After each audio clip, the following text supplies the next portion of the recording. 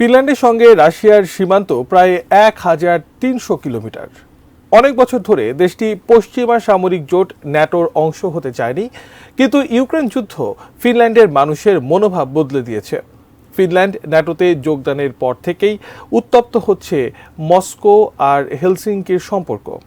এমন পরিস্থিতিতে রাশিয়ার বিরুদ্ধে যুদ্ধের প্রস্তুতি নিচ্ছে ফিনল্যান্ড। আরও জানাচ্ছেন Sheikh Farid.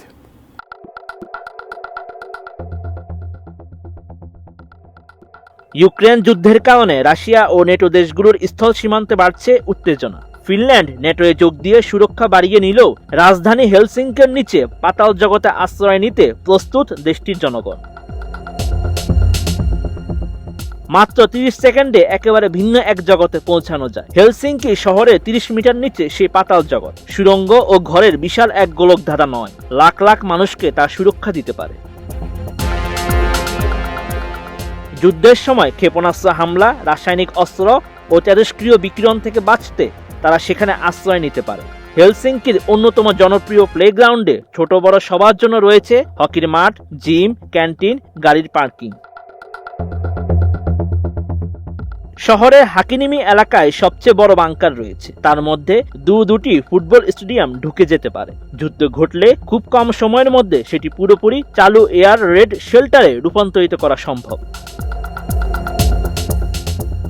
Helsinki city rescue ডিপার্টমেন্টের টনি রাস্ক জানান, স্বাভাবিক পরিস্থিতিতে একটি বাংকার কয়েক ঘন্টা থেকে কয়েকদিন পর্যন্ত কাজে লাগানোর ব্যবস্থা থাকে। বেশিরভাগ শেল্টারে তারা প্রয়োজনে সেই সময়সীমা আরও বাড়াতে পারবে। জরুরি পরিস্থিতিতে প্রায় ৬,০০০ মানুষ এমন এক বাংকারে আশ্রয় নিলে সমস্যা দেখা দেবে। এমন সমস্যা অবশ্য শুধু হেলসিঙ্কিতেই সীমাবদ্ধ নয়। শহরটি গ্রানাইট ও গিনিসের এক প্লেটের উপর অবস্থিত। বাংকারটি মাটির নিচে পাথরের কাঠামোর মধ্যে রয়েছে। সেই পাথর স্থিতিশীলতা দিলেও খুবই শীতল। যুদ্ধ ঘটলে বিশাল হল প্রয়োজন অনুযায়ী অনেক ছোট ঘরে ভাগ করতে হবে। হাজার হাজার মানুষ পাতাল জগতেও যাতে অনেক সময়ের জন্য বাস করতে পারেন সে ব্যবস্থা রাখা জরুরি। টনি রাস্ক আরও জানান, ফিনল্যান্ডের জনগণ এই আশা নিয়ে কাজ করে যাচ্ছে যে কোনোদিন এইসব বাংকার ব্যবহার করতে হবে না। তা সত্ত্বেও তাদের প্রস্তুত থাকতে হবে। এমনটা যে ঘটতে পারে, ইতিহাস তাদের সেই শিক্ষাই দিয়েছে।